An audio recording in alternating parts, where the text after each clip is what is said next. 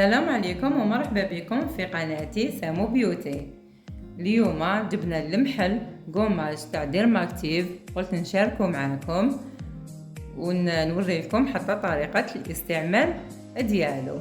كيما راكم تشوفوا القماش تاع ديرماكتيف داروه لنا بحلة جديدة. الوزن يقعد هو 150 مليلتر.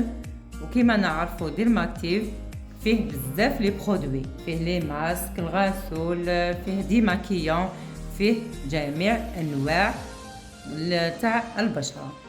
هنايا ديرماكتيف خدمت لنا تاع المشماش، بذور العنب، دارت لنا التوت البري والليمون.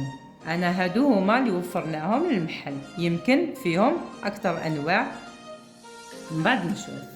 هنايا المشماش داروه لجميع انواع البشره، بذور العنب تاني مصنوع لجميع انواع البشره.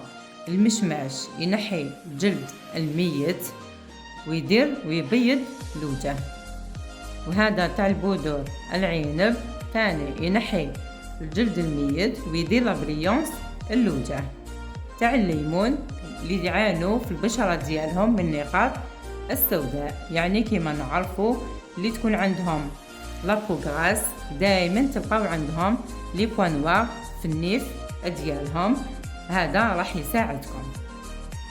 وهذا داروه اللي عندها البشره تاعها مزيته. نعطيكم طريقه الاستعمال. قبل ما تستعملوا اي منتج على البشره ديالكم دائما تكون نظيفه، يعني استعملي الغسول، اي غسول انتي راكي معتمده عليه. ترغوني وجهك مليح، تشليه وديري على اطراف الاصابع. كي تشليه نشفيه مليح، ديري القماج على اطراف الاصابع ديالك وفركيه على البشره ديالك، يعني تحكمي البشره تاعك بلا عقل هكذا على شكل دائري، ما تروحيش تزيري حتى يولي وجهك يحرق. خليه ما بين 15 دقيقة حتى 20 دقيقة وتشليه بالماء. شليه بالماء مليح حتى تشوفي الماء ديالك يطيح صافي.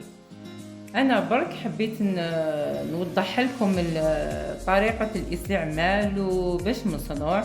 هو كي تقلبي التوب ديالك من وراء راكي حتشوفي كامل باش مصنوع، وطريقة الاستعمال راهي مكتوبة كامل.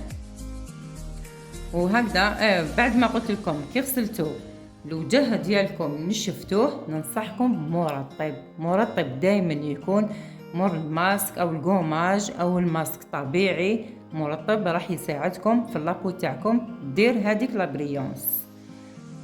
واي حاجه راح تدخل للمحل سواء محليه او خارج الجزائر راح نوفرها لكم ونوفروها حتى طريقه الاستعمال. واي وحده حبت مكياج، العطور، لي قماج، لي ماسك تكون محليه يعني تاعنا صنع جزائري، تحط لي في لي كومونتير راح نحطها لكم باذن الله، ونحط لكم حتى طريقه الاستعمال ديالها. واللي عجبتها طريقه الشرح ديالي دعمني باللايك والاشتراك، وبارك الله فيكم.